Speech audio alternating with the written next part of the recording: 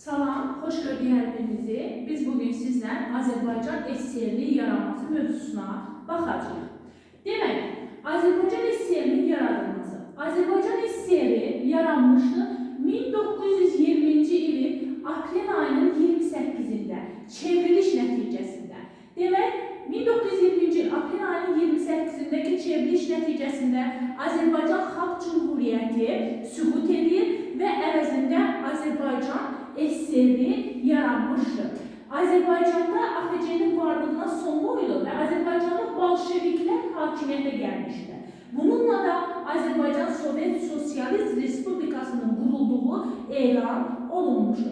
Azərbaycanda Sovet Sosialist Respublikasının qurulması Azərbaycanda ikinci respublikanın yaranması deməkdir. Demək, Azərbaycanda birinci respublika Azərbaycan Xalq Cümhuriyyəti olmuşdu. 1918-ci ilin may ayının 28-də yaranmış, 1920-ci ilin aprel ayının 27-sinə qədər mövcud olmuş, aprel ayının 28-də çevriliş nəticəsində Azərbaycan Sovet Sosialist Respublikası yaranmış və 1991-ci ilə qədər mövcud olmuşdur. Və beləliklə Rusiya faktiki olaraq 1917-ci ildə Azərbaycanda itirdiyi ağalığını məhz yenidən 1920-ci ildə yenidən qazanmışdır. Və bu dövr Azərbaycanda bolşeviklərin hakimiyyətə gəlməsi yeni bir dövrün başlanması deməkdir. Və həmin dövr Sovet dövrü adlanır. Və Azərbaycan SSR-nin yaradılması məhz yerli bolşeviklərin iştirak etdiyi üçün artıq tarixə ikinci respublika dövrü olaraq düşmüşdür. Bayaq da vurguladığım kimi məhz ikinci respublika dövrü 1920-1991-ci illəri əhatə etmişdir. Təbii ki, bolşeviklərin sırasında məhz başqa millətlər də var idi. Biz bunlara Gürcüləri, Yahudiləri, Polyakları, Erməniləri, Rusları və s. göstərə bilərik. Sovet Rusiyası ilk vaxtlar işğal faktını örtbasdır etmək üçün özünün milli müstəqilliyin əleyhinə çıxmış kimi deyil də məhz onun təminatçısı kimi göstərmişdir. Və onu da vurğulayım ki, müstəqilliyin saxlanmasında ən tutarlı sübut isə məhz burada ali rəhbər orqanlarına Azərbaycanlıların gətirilməsi idi. Ona görə də bu Azərbaycanda ikinci respublikanın yaranması kimi tarixə düşmüşdür. Demək, Azərbaycan SSR-nin yaranması ilə Azərbaycandakı idarə orqanları da dəyişmiş və burada icra edici, daha doğrusu qanunverici orqan məhz ilk dövrlərdə olmuşdur müvəqqəti inqilab komitəsi, yəni AZMİK. Ondan sonra AZMİK Xalq Komissarlar Sovetini yaratmışdır. Əslində, Azərbaycan SSR-nin siyasi həyatında aparıcı rolu məhz AKP, yəni Azərbaycan Komünist Bolşevik Partiyası oynayırdı. İndi isə biz burada baxacağıq Azərbaycan SSR-nin müvəqqəti inqilab komitəsinin gördüyü işlərə. Demək, dedik ki, Azərbaycanda məhz qanunverici və sərəncamverici orqan Azərbaycan SSR-nin inqilab komitəsi idi. İlk dövrlərdə dediyimiz kimi Azərbaycan qanunverici və sərəncamverici hakimiyyət roluna malik idi. Sovet Rusiyasının göstərişləri ilə fəaliyyət göstərirdi. 1920-ci ildə isə Azərbaycan Xalq Komissarlar Sovetini yaratmışdı. Azərbaycan Xalq Komissarlar Soveti isə təbii ki, icra edici orqan rolunu oynayırdı və Nəriman Nərimanov ilk sədri seçilmişdi. Və 1920-21-ci illərdə Nəriman Nərimanov Azərbaycan SSR-nin Xalq Komissarlar Sovetinin sədri vəzifəsində çalışmışdı. Lakin Sovet Azərbaycanında Azərbaycan Xalq Komissarlar Soveti real hakimiyyətə malik deyildi. Daha sonra biz burada baxacağıq Azərbaycan Komünist Partiyasının demək icrasında məhz bolşevik olan Həmid Sultanovun 1920-ci ilin oktyabrın 19-daki çıxışından deyir ki, hakimiyyətin devrilməsində mənim özümün qızğın iştirakım oldu. Çünki mən yaxşı bilirdim ki, mənim arxamda yalamada qırmızı süngülər dayanmışdı. Məhz bu bolşevik olan Azərbaycanlı Həmin Sultanovun dedikləri idi. Daha sonra biz baxacağıq Azərbaycan Kommunist Bolşeviklər Partiyasının yaranmasına. Demək, AKP hələ AXC-nin mövcud olduğu dövrdə 1920-ci ilin fevralında yaranmışdı və Sovet Rusiyasının göstərişi ilə yaranmışdı. AKP-nin Mərkəzi Komitəsi fəaliyyət göstərirdi və Sovet Azərbaycanında real hakimiyyət bu komitənin əlində idi. Təbii ki, dövlət orqanları faktiki olaraq onun və yerli strukturların nəzarəti altında fəaliyyət göstərirdi. Təbii ki, komitənin qəbul etdiyi qərarlar məhz ali qanunverici və icra edici orqanlar üçün məcburi şəkildə icra olunmalı idi. Həmçinin AKP-nin özü belə Rusiya partiyasının məhz filialı rolunu oynuyordu. Və onu da deyim ki, 1929-cu ilə qədər AKP-nin katibləri həm də bütün partiya aparatına rəhbərlik edirdilər. Lakin 1929-cu ildə artıq Moskva ilk dəfə Komünist Partiyasının birinci katibi vəzifəsini təsis eləmişdi. Və 1929-dan 33-cü ilə qədər həmin katib vəzifəsinə digər Azərbaycanlılar, yəni qeyri-Azərbaycanlılar rəhbərlik edirdi.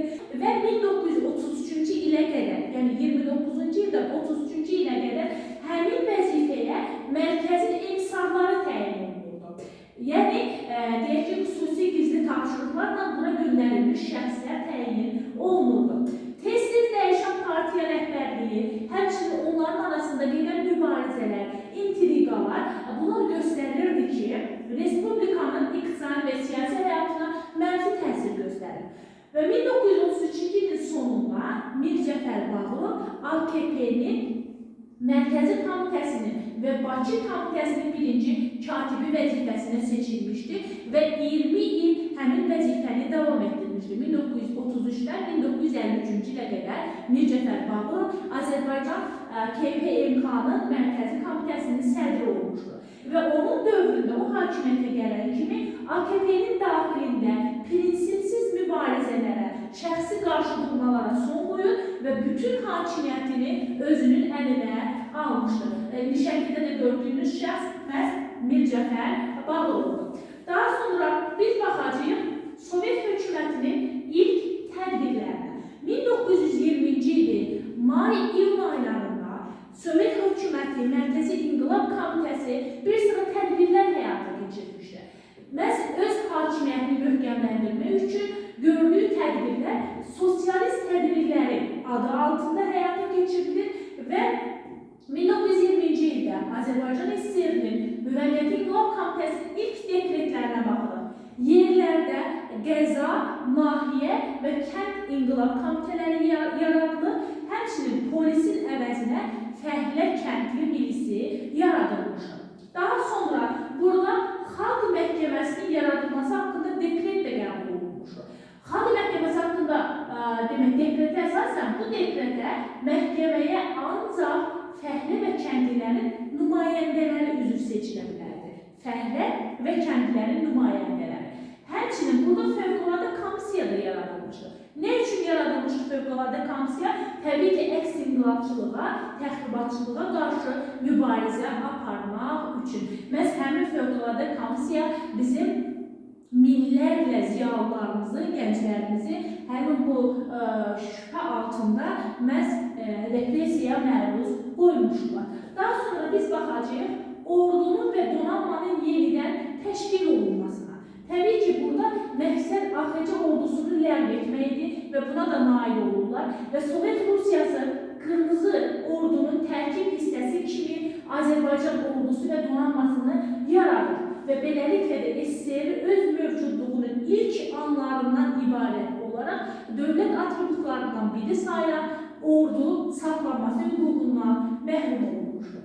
Həmçinin ölkədə cəmiyyətin müxtəlif təbəqələri və mülki rütbələri də var idi. Xan, bəy, ağa və s.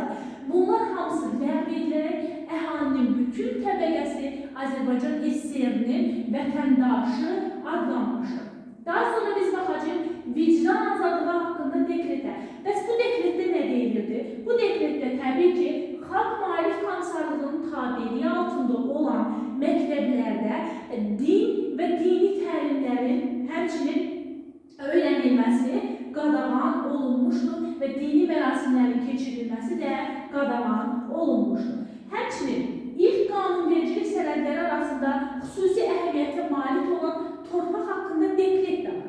Torpaq haqqında dekretə baxsaq görərik ki, bütün xan, bəy, vəqif, kilsə torpaqları ləğv olunur və bunlar müsaade olunaraq, onların əllərindən alınaraq bütün torpaqlar təmənnasız şəkildə kəndlərə paylanmışdır. Yəni buna bir müsbət bir hal kimi baxa bilər ki, yəni kəndlərə torpaqların pulsuz verilməsi. Daha sonra Azərbaycanda hakimiyyətin bolşeviklərin əlinə keçməsi və faktiki olaraq Moskvadan idarə olunması bizim ölkəmizin sərvətlərinə və ilk növbədə də neftinə yiyələnməsinə qarşı yönəlmiş bir məqsəd idi. Və beləliklə də Mərkəzi İnqilab Komitəsinin 24 may 1920-ci il tarixli dekreti ilə neft sənayesi yenidən milliləşdirildi. Və yəni milliləşmə dövlətin ixtiyarına keçmək deməkdir. Həmçinin bununla yanaşı Xəzər ticarət donanması, sənaye müəssisələri, zavodlar, fabriklər hamısı dövlətin mülkiyyəti elan olunurdu. Yəni milliləşirdi. Daha sonra biz baxacağıq ki, beləliklə sərvətlərimiz vətəndaş müharibəsi dövründə iqtisadiyyatı zəifləmiş Rusiyanın iqtisadiyyatını dirçəltmək üçün daşınmağa başlanmışdır. Və bundan sonra biz baxacağıq 1921-ci il 1-ci Ümumi Azərbaycan qurultayının keçirilməsinə. 1-ci Ümumi Azərbaycan Sovetlər qurultayı 1921-ci il may ayında keçirilmişdir və burada bu qurultayda SSR-nin əsas qanunu olan ilk konstitusiyası qəbul olunmuşdur. Və SSR-nin ilk konstitusiyası təbii ki, nə deyilir burada? RSFSR-in birinci konstitusiyasına, yəni onun təkrarı olaraq hazırlanmışdır və bu konstitusiyada Azərbaycan İnqilab Komitəsi ləğv olunur və yerində qanunverici orqan olaraq Mərkəzi İcraiyyə Komitəsi yaradılır. Həmçinin qanunverici orqan olan Xalq Komissarlar Soveti yerində qalır və Nəriman Nərimanov da yenə onun sədri seçilmişdir. Burada konstitusiyaya baxsaq görərik ki, Azərbaycanda ali hakimiyyət zəhmətkeşlərə, yəni kimlərə? Fəhlələrə, əməkçi kəndlərə və öz əməyi ilə məşğul olan digər şəxslərə məxsusdur. Vicdan, mətbuat, söz azadlıqları bəyan edilir formalite olaraq. İlgindən milli mənsubiyyətindən asılı olmayaraq bərabərlik təsbit olunurdu formalite olaraq və milli azlıqların mənafelərinin qorunmasına təminat verilirdi. Təbii ki, burada bunlar hamısı formal olaraq orada öz əksini tapmışdır. Və dedik ki, Dövlət İnqilab Komitəsi ləğv olunur, əvəzində Mərkəzi İcraiyyə Komitəsi yaranır və Azərbaycan SSR Xalq Komissarlar Soveti isə ali icra edici orqan vəzifəsini yenə də daşımağa başlamışdır. Biz indi baxacağıq burada və bir də bir şey vurğulayım ki, bu konstitusiyanın verilməsi ilə Azərbaycanda Sovet Milli Dövlət quruculuğunun hüquqi cəhətdən təşəkkülünün başa çatması, yəni ilkin mərhələsinin başa çatması demək idi.